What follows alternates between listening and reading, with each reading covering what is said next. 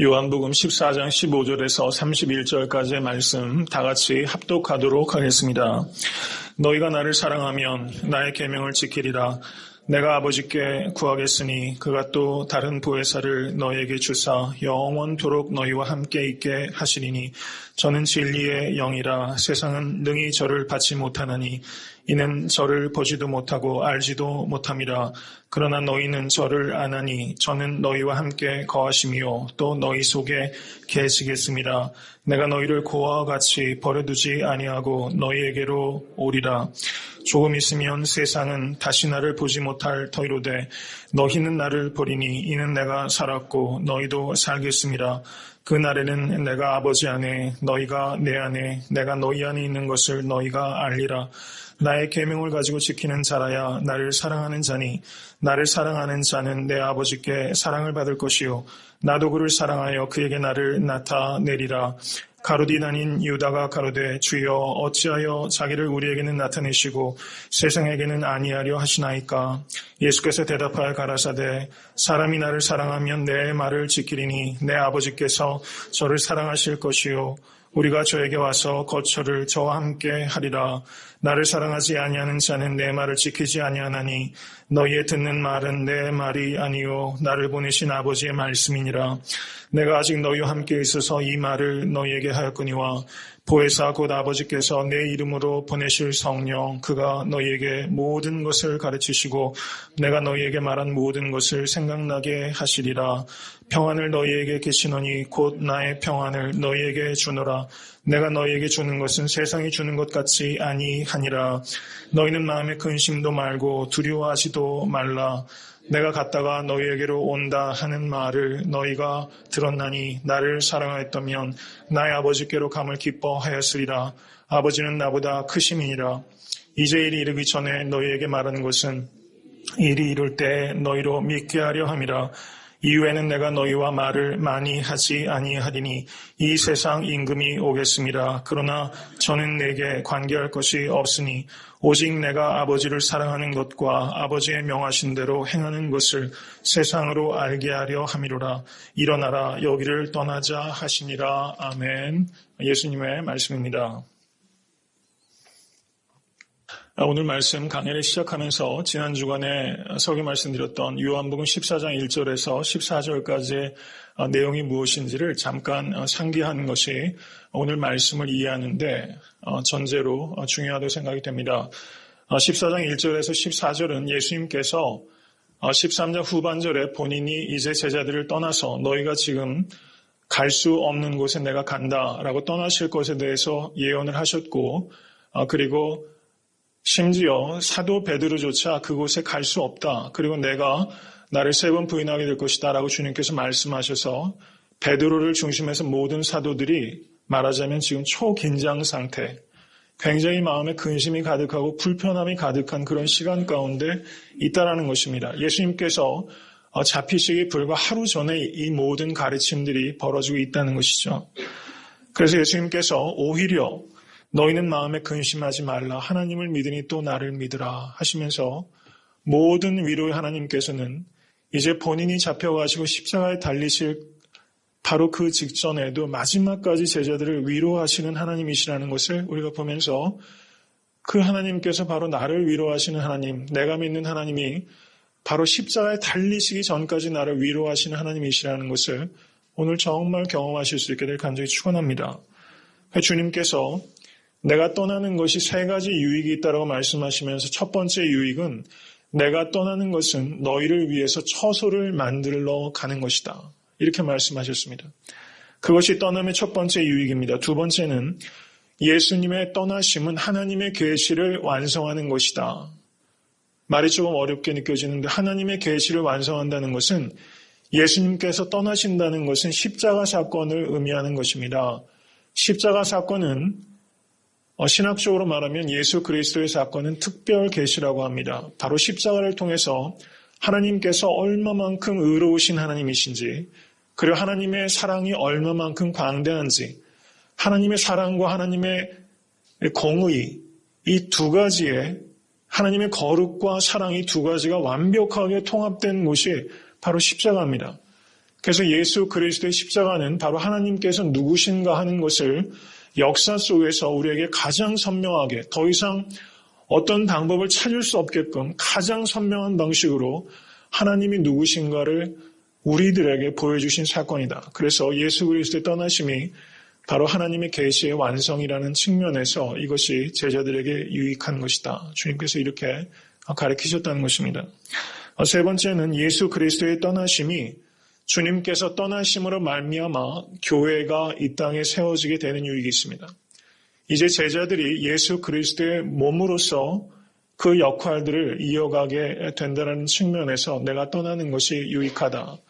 그래서 예수님께서 떠나시고 부활하셔서 잠시 40일 동안 오셨다가 오순절에 성령을 충만하게 받으면 예루살렘과 온 유대와 사마리아의 땅끝까지 이르러서 복음이 증거되는 더 큰 일을 너희가 하게 될 것이다 라고 말씀하셨던 그 유익이 예수님이 떠나심으로부터 오게 되었다 이렇게 말씀하시면서 예수님께서는 떠나시면서 마지막까지 제자들에게 그것을 가르치시고 계몽하시는 것이죠.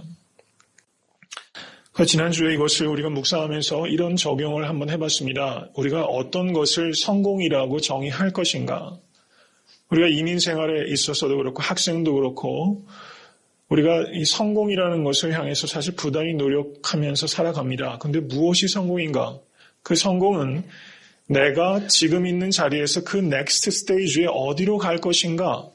어디로 영전될 것인가? 그것이 성공의 기준이 아니라 그것은 세상적인 기준이고 예수 그리스도 안에서 성경적인 의미에서 성공이란 우리가 어디로 가는 것이냐라는 결정되는 것이 아니라 내가 있었던 자리에서 무엇을 남기고 갈 것인가. 바로 이것이 성공의 참된 기준이 되는 것이다.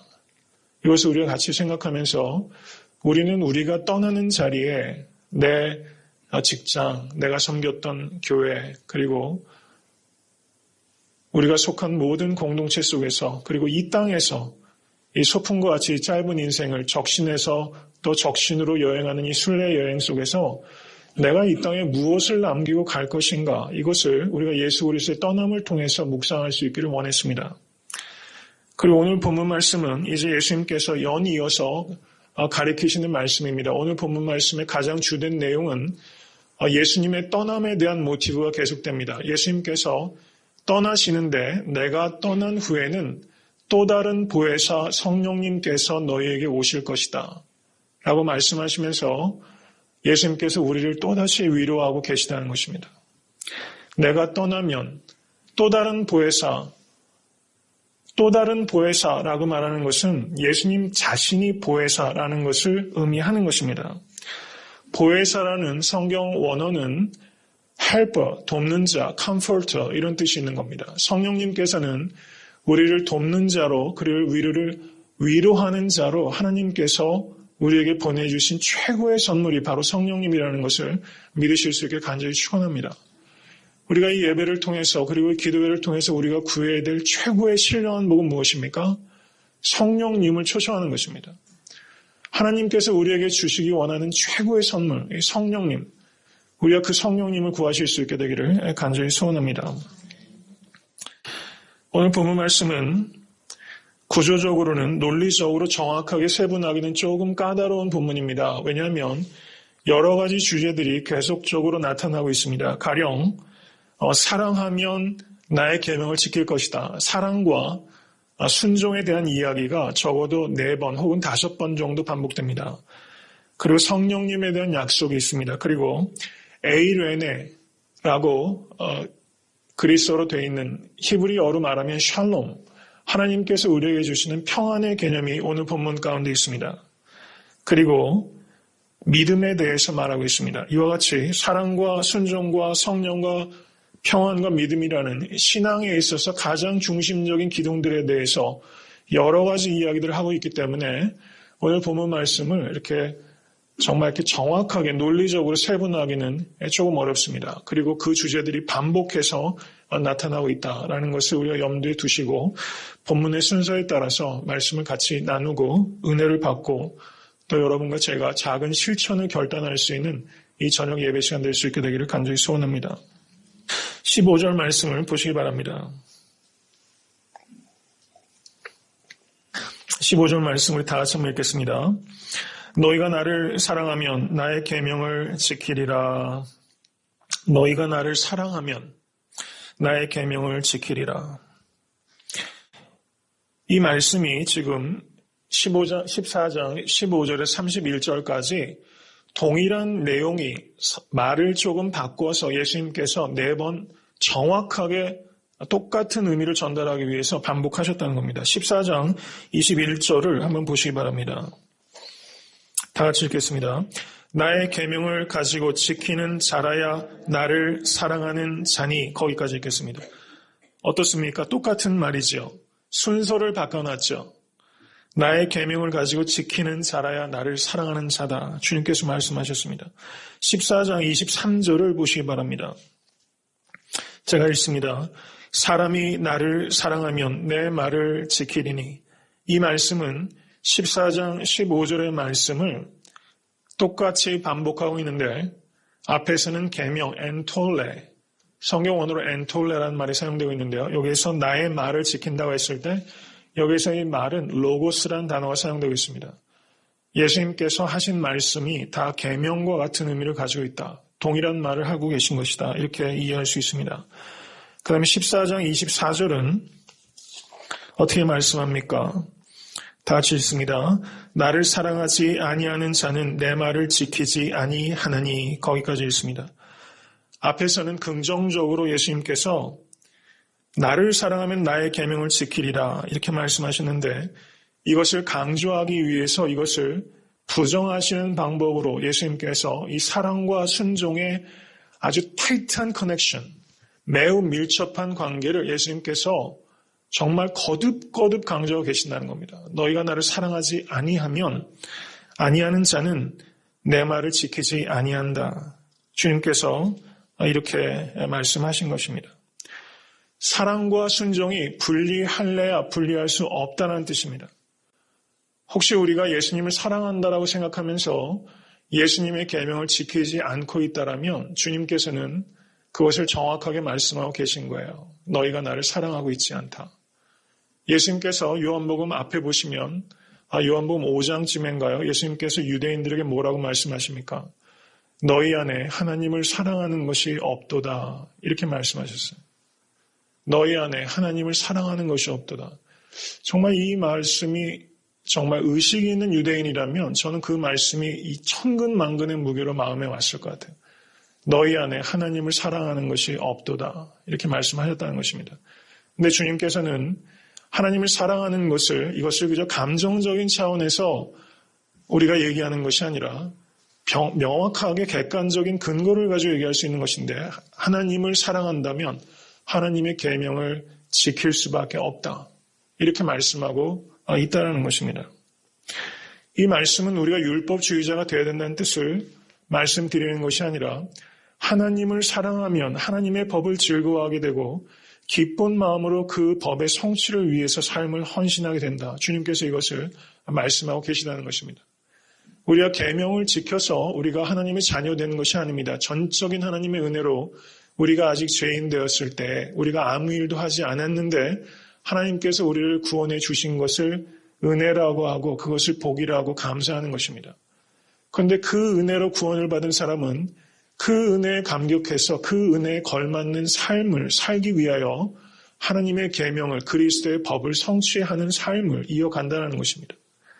그리스도의 법을 성취하는 거룩한 삶에 대한 간절한 추구가 없고 그것을 위한 몸부림이 없다면 주님께서는 유대인들에게 말씀하셨던 것처럼 너희 안에 나를 사랑하는 것이 없도다. 이렇게 주님께서 말씀하신다는 것이죠. 정말 주님을 사랑하시는 여러분과 제가 될 수 있게 간절히 축원합니다. 예수님께서는 이 사랑과 순종을 동의어로 만드신 거예요. 사랑은 곧 순종이다. 로마서를 우리가 사도 바울이 로마 교인에게 쓰면서 로마서 1장 5절에 이방인들에게 복음을 전하는 목적이 믿어 순종케 하기 위함이다. 이렇게 말을 했어요. 믿어 순종케 하기 위함이다. 라고 했는데 거기에서 성경 원어는 obedience of faith 이렇게 소유격으로 번역이 됩니다. 사실상은 그것을 우리 말 번역으로 믿어 순종케 하게 하려 함이다. 이렇게 번역을 했어요. 소유격을 그렇게 번역을 한 겁니다. 맞는 말이에요. 그 뜻은 소유격에서 거기에서 그 소유격의 의미는 무엇이 믿음이냐? 그 소유격은 production.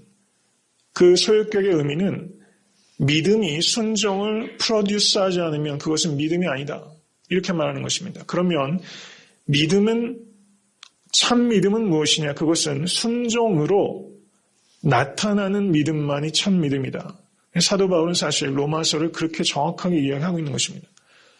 우리가 교회의 역사 속에서 로마서와 이 야고보서, 이 로마서는 믿음을 얘기하고 야고보서는 행위를 얘기하는 것 아닌가 이렇게 얘기를 하면서 조금 이 야고보서가 조금 교회 역사 속에서 폄하됐던 시기가 잠시 있었는데요. 사실상 거기에 충돌이 없습니다. 사도 바울이 얘기했던 이신층의 복음도 반드시 순종으로 나타나는 믿음으로 나타난다는 것이죠. 갈라디아서 5장 6절에서도 믿음의 사랑으로 역사하는 믿음, 그 믿음을 a faith working through love. 성경 원어적으로 번역하면 그렇게 됩니다. 어떤 faith가 참 믿음이냐? working through love. 사랑으로 역사하는 믿음만이 참 믿음이다. 이렇게 얘기를 하면서 믿음은 반드시 사랑의 순종으로 존재할 수밖에 없다. 이렇게 성경은 말하고 있다는 것입니다. 우리의 믿음을 그리고 우리의 순종을 되돌아보실 수 있는 이 저녁 될 수 있게 될 간절히 바랍니다. 예수님께서는 마지막까지 순종에 대해서 가르치셨는데 예수님은 순종을 가르치셨을 뿐만 아니라 예수님은 순종의 본을 보이셨다는 것을 우리가 생각해야 됩니다. 요한복음 4장 34절을 보시면 나의 양식은 나를 보내신 이의 뜻을 행하며 그의 일을 온전히 이루는 이것이니라 이렇게 말씀하셨어요. 제자들이 수가성의 여인의 그 우물가에 예수님 홀로 남겨두고 양식을 구하러 갔다 왔죠. 그때 예수님께 양식을 내놓았더니 그 제자들에게 예수님께서 이렇게 말씀하신 것입니다. 허기지고 목마르셨을 텐데 주님께서는 나의 양식은 아버지의 뜻을 온전히 행하는 이것이다. 이렇게 말씀하셨어요. 여러분 이민생활 하시면서 혹시 허기지실 일이 좀 있으셨습니까? 정말 미국에서는 먹을 거 하나는 정말 풍성한 것 같아요. 무엇을 먹느냐가 문제지 허기질 일은 정말 이렇게 많지는 않은 것 같은데요. 아마 이민 초기에 또 요즘도 경제도 많이 어려우셔서 허기진 배를 경험하신 분이 혹시 계실지 모르겠습니다. 이 허기가 짙다는 것처럼 그 최고의 이 식욕 아닙니까? 무엇이 배고플 때 입에 들어가는 그 음식이 하나가 주는 그 짜릿한 맛. 허기졌을 때 음식이 주는 기쁨이라는 것은 참 남다른 것이죠. 근데 예수님께서는 그 기쁨을 어디에서 얻으셨습니까? 그 영혼의 허기짐을 순종을 통해서 맛보셨다는 것이죠. 여러분 잔뜩 허기졌을 때 음식이 입을 통해서 이렇게 들어갈 때 그 즐거움. 내가 하나님의 말씀에 순종하는 데서 내가 그런 기쁨을 내가 누리면서 살고 있나? 여러분 순종을 통해서 이 깊은 기쁨, 이 영적인 허기가 채워지는 이 만족감을 언제 느껴보셨습니까? 저도 매번 말씀을 준비하고 기도하면서 이런 만족감을 매번 맛보면서 제 목회를 할 수 있기 위해서 기도하고 그렇게 설교를 준비합니다. 이건 숨길래야 숨겨질 수 없는 기쁨인 것 같아요. 이게 페이크가 아니지 않습니까? Show must go on 이라는 말이 있어요. 코미디언이 무대 스테이지에 올라오면 자기 사랑하는 사람이 죽어도 부모님이 돌아가셔도 코미디언은 무대 위에 올라가서 코미디를 해야 되지 않습니까? 그런 페이크가 아니라 거짓된 기쁨이 아니라 우리가 하나님의 계명에 순종해서 내 마음속에 주시는 그 참된 기쁨은 이건 가려지지 않는 것이죠. 어떤 화장술로도 가려지지 않는 그런 inner being, 내 안에 있는 존재가 누리는 그 감격이 여러분 10년 가운데 충만하게 임하게 되기를 간절히 소원합니다. 그 기쁨이 우리 가운데 있으면 바로 그 기쁨으로 우리가 전도를 할 수 있게 될 겁니다. 도대체 저 사람이 갖고 있는 그 샬롬, 이 평화는 어디에서 오는 것인가? 세상 사람들에게 궁금증을 주는, 질문을 던지는 그런 삶에 예수 그리스도 안에서의 기쁨이 성도님들의 삶 가운데 충만하게 되기를 간절히 소원합니다. 이 순종의 기쁨이라는 것입니다. 빌립보서 2장 6절에서 8절을 보시면 예수님께서 자기를 낮추시고 죽기까지 순종하셨다. 이렇게 말하고 있어요. 순종은 결국 낮춤이요. 그리고 순종의 끝은 결국 자기 부인이요. 자기 부인의 끝은 자기를 죽이는 것이다. 이렇게 말할 수 있습니다. 낮아짐의 극치, 바로 그것이 예수 그리스도의 십자가였습니다. 예수님의 삶은 구유에서 시작해서 십자가에서 끝나는 인생이었다는 겁니다. 이 처음과 끝이 얼마나 극적이고 얼마나 감동이 있고 얼마나 마음 아픈 일입니까? 구유에서 시작해서 십자가에서 끝나는 인생. 가장 낮은 곳에 오셔서 가장 낮은 곳으로 인간의 상상력으로도 더 이상 낮은 곳을 상상할 수 없는 가장 낮은 곳에 오셔서 그 끝에서 그 끝으로 이동해 가신 예수 그리스도의 짧은 인생은 이 세상에서 어떤 낮은 곳에 있는 사람도 예수님은 구원해 내실 수 있다는 것을 상징적으로 나타내 보여주는 것입니다. 예수님께서 구유에 오셨다는 것은 여러분들 동물 여물통이 얼마나 냄새가 고약합니까? 집에서 쓰레기 한 2, 3일만 안 내밀어도 그 냄새 말할 수 없거든요. 사람이 다 먹고 남긴 쓰레기도 그럴진데 동물이 먹던 여물통이라는 건 악취의 극치입니다. 거기에 오셨다는 것은 예수님께서 우리의 죄된 나의 심령 가운데 찾아오셨다는 것을 의미하는 것입니다. 구유보다도 더 악취나는 내 심령 가운데 오신 예수 그리스도. 그 낮아짐, 그리고 마침내 십자가까지 낮아지셔서 사람들의 조롱과 비웃음과 저주를 받으신 거기에까지 순종하셨던 예수 그리스도. 로마서 5장 19절은 한 사람의 순종치 아니함으로 많은 사람이 죄 있는 것 같이 한 사람의 순종하심으로 많은 사람이 의인이 되리라.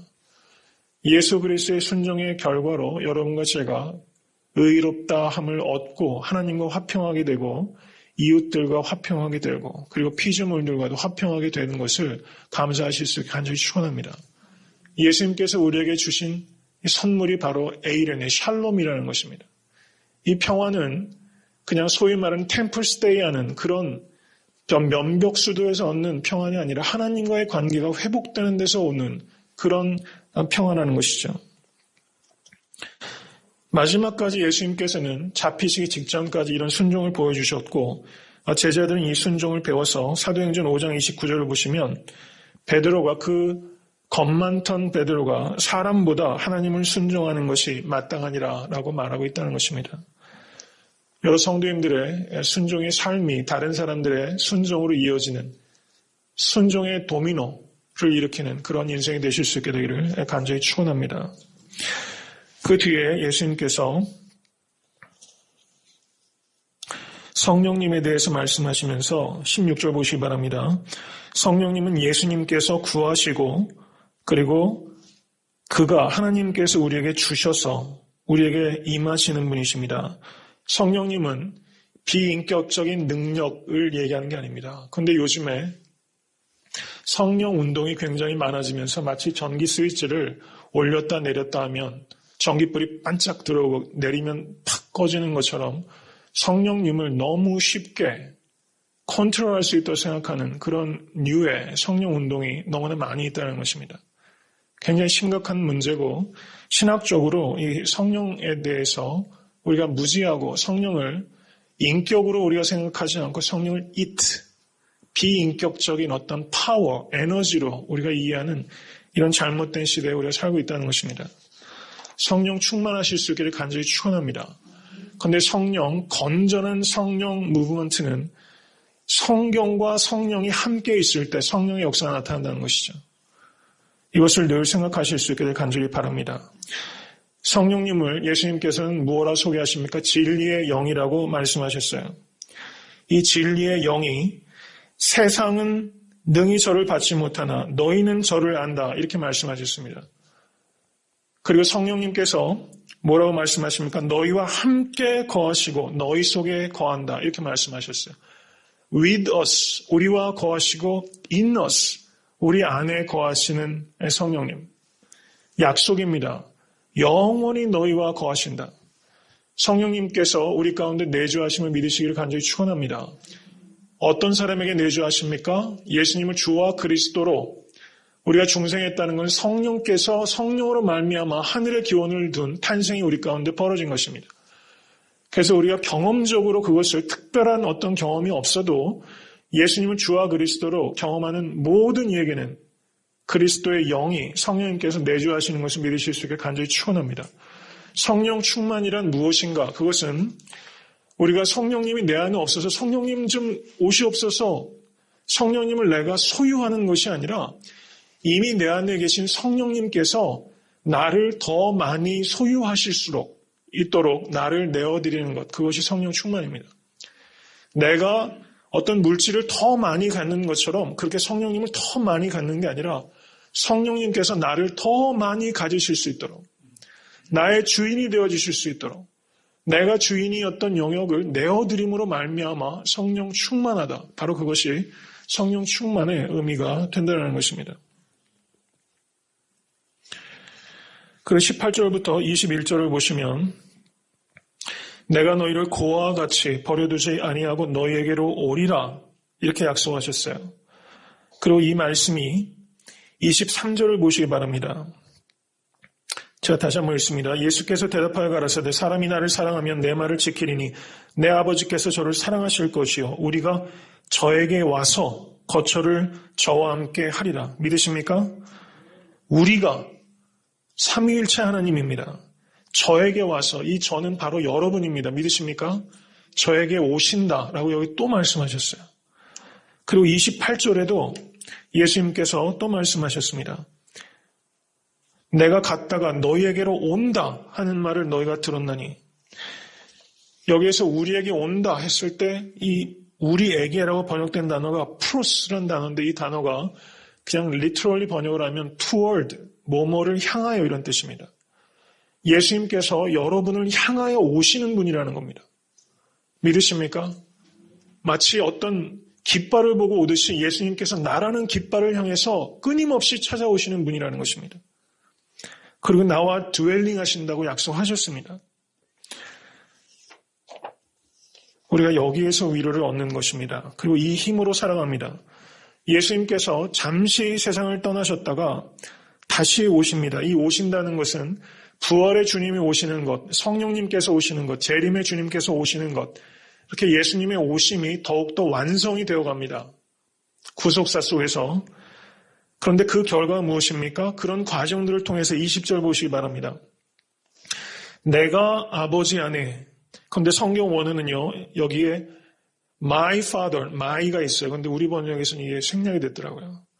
내가 내 아버지 안에, 좀 느낌이 다르죠? 내 아버지 안에.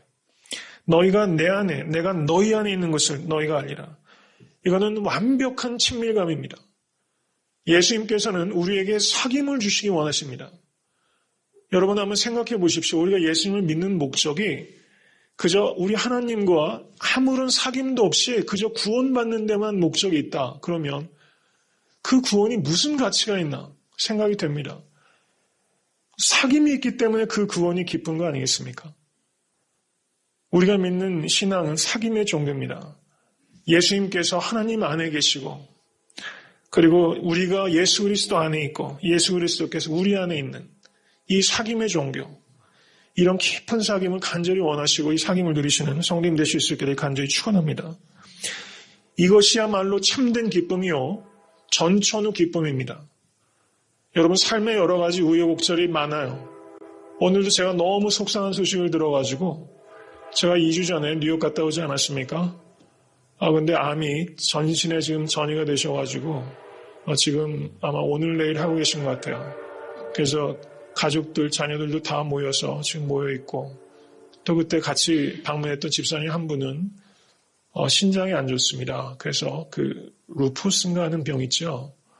그 병인데 너무 안 좋아가지고 어저께 신장 이식을 받았는데 남편 도너가 없어서 시간을 무작정 갈 수 없어가지고 혈액형도 다른 남편이 신장을 줬어요.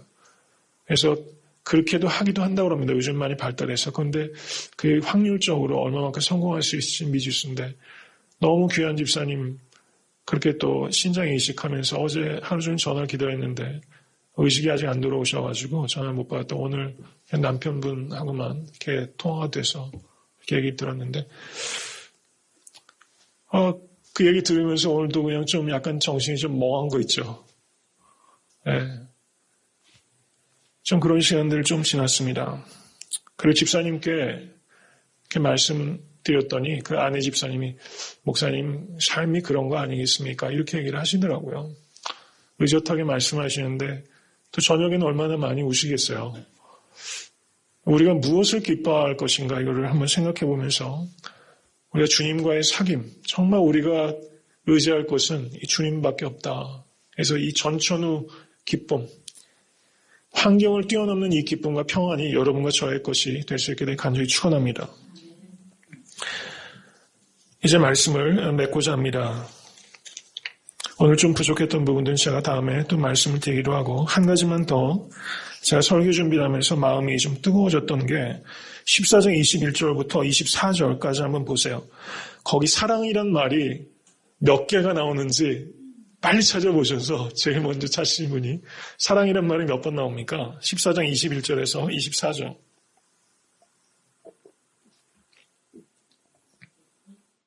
몇 번 나타나죠? 아버지란 14장 전체에서는 사랑이란 말이 10번 나타납니다. 14장 전체에서는. 요한복음 전체에서 사랑이란 말이 57회, 제가 보니까 57회 정도 나타나요.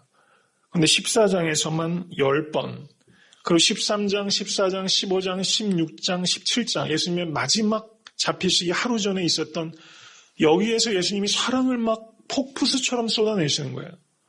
그리고 지난주에 설교하면서 기쁨이란 단어가 카라란 단어인데 기쁨이란 단어가 7번 요한복음에 나타났는데 한 번은 요한복음 3장에 나타납니다. 그리고 6번이 다 13장 이후예요.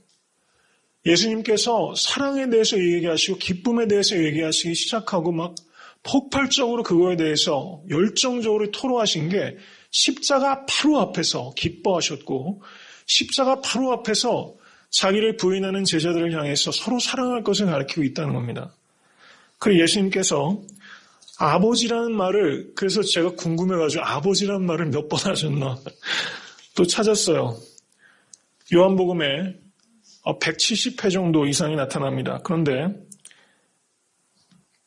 여기에서 13장에서 17장까지 34회가 집중적으로 나타납니다.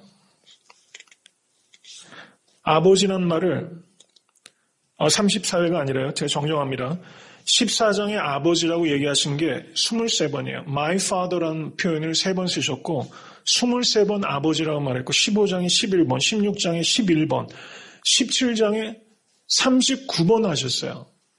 17장은 예수님 전체의 중보기도입니다. 17장 잠깐 한번 보시겠습니다. 17장.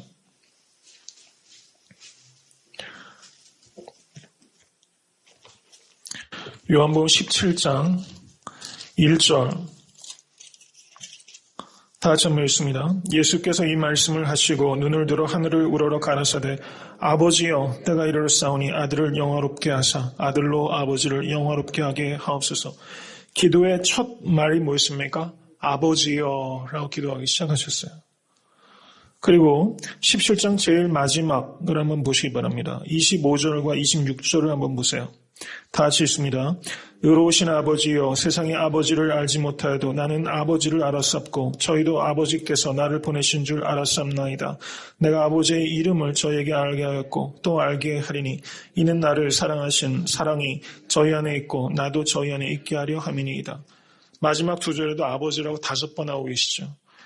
17장 전체에서 예수님께서는 39번이나 아버지 얘기하셨어요. 저는 말씀을 묵상하면서 17장은 아버지란 말로 점철된 기도다. 이렇게 생각이 들더라고요. 여러분 오늘 기도하실 때 아버지 우리가 주여 이렇게 많이 부르는데 아버지 이렇게 한번 우리 불러보시기 바랍니다. 아버지 39번이나 주님께 잡혀가시기 직전에 아버지를 간절하게 부르셨는데 제가 드리는 말씀은요. 우리가 십자가를 지게 되면 아버지 소리가 안 나온다는 겁니다. 우리가 삶의 고난이 깊어가면요. 아버지라는 소리가 안 나와요. 근데 주님께서는 어떻습니까? 마지막에 가까울수록 아버지를 간절하게 부르시고 사랑하기가 어려운 순간에 사랑을 얘기를 하시고 기뻐할 수 없는 순간에 기쁨을 얘기하시고 이 역설적인 일들이 여기 벌어지고 있다는 것이죠. 정말 이 말씀을 보면서 참 희한한 신앙이다 이런 생각이 들었습니다. 참 희한한 사랑이요. 참 희한한 기쁨이요. 내가 너에게 평안을 주노니 참 희한한 평안이다. 참 희한한 역설이다 이런 생각이 듭니다. 신앙은 이 희한함 속에서 능력을 발견하게 되는 것입니다.